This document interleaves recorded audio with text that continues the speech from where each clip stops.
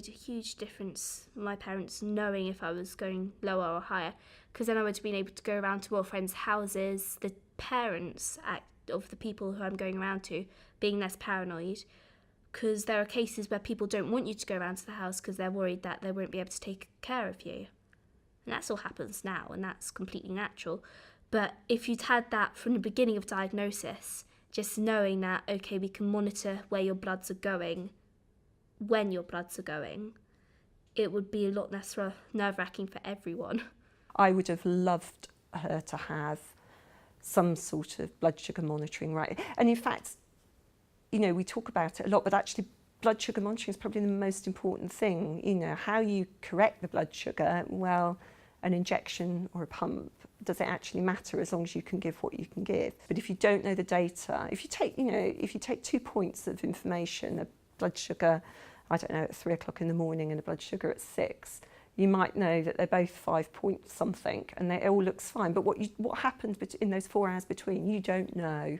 And that is the difficulty. And knowledge is power, isn't it? It allows you to fix things. So anything that helps like that is a good thing. I'm a great information person, and the more information you have, the more you can deal with it. If you don't know you're high or low, or you don't know you're heading in that direction, you can't preempt it. And preempting it makes it easier, because you don't have to treat. You're preventing it. And the goal is to keep the steady blood glucose so we can minimise complications, which is easier if you know you're going to be high or low. If we could have had something that warned us about George's highs and lows before he had the pump, it would have been amazing, because you only have a snapshot of George's situation when you do a finger test, and they're so painful, and to do so many a day, and you could do one at 2 o'clock, but at 2:30 it could be completely different, and you would have absolutely no idea of what they were. So if you could have something that could tell you, that would be great. If you could get those as a mum, I'd want to see it all the time, probably more than George, just to know that he's safe when he's at school and I'm not with him. I would have liked to have had something that could have sent me the message that his sugars are this at this time, etc., so that I know he is safe and I'm not trusting him to other people. I think it would have been a brilliant thing if it was around. Being on daily injections was a horrible time for me. It's quite difficult to manage your diabetes really well on injections. It makes you feel sad probably most of the time. If while I was on injections there was some sort of technology to help prevent hypos or help predict them, that would have been just fantastic for me, as hypos was one of the main things I suffered with. Being able to prevent that, or at least see that it was coming, would allow me to hopefully prepare for it if it's not already preventable, or prevent it from happening. And that would have it would have improved my quality of life by millions of times over. So if there had been a guarding system, a safeguard to protect against that, yes, I would have jumped at the chance. I'm always kind of second guessing. And a lot of the time, I'm guessing, thinking, I think I might be this, and I'm not. And if I haven't got the opportunity to do a fingerstick test there and then, for whatever reason, just because it's inconvenient or because I haven't got my kit with me, which is rare these days, I have to say, then I have to make a judgment based on no information.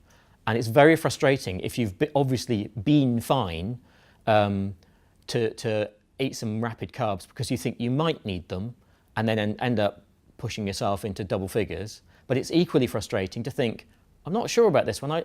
There doesn't seem to be any reason for it. I've only just eaten, I should be fine. And then an hour or 2 hours later to realise that you were low and those were your signals. And now you've gone lower still.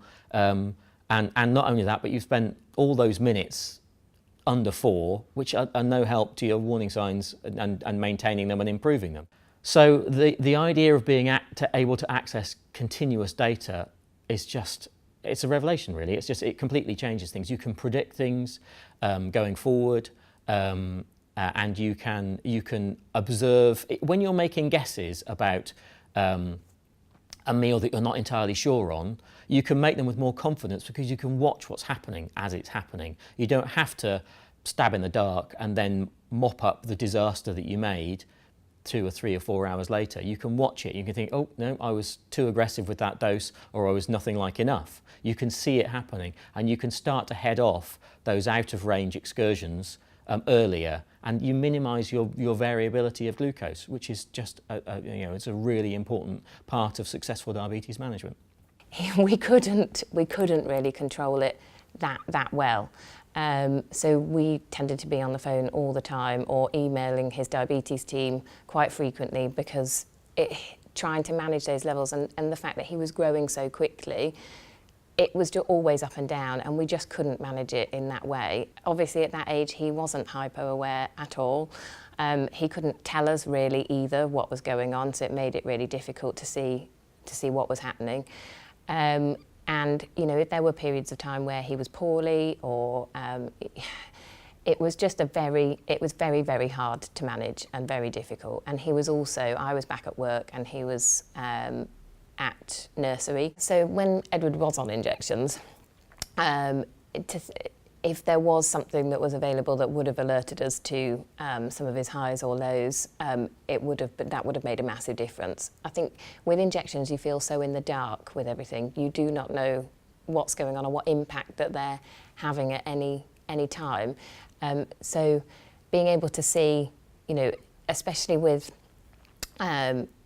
for Edward, the pen was in 0.5 of a unit, and you just couldn't seem to kind of get anywhere with that. If we'd have been able to see what was going on, then I think that perhaps would have helped us to manage it better in terms of him growing and his growth spurts at different points in time. And I think that would have given us much more reassurance, especially at nursery and at night time, because like I say, you're just very much in the dark.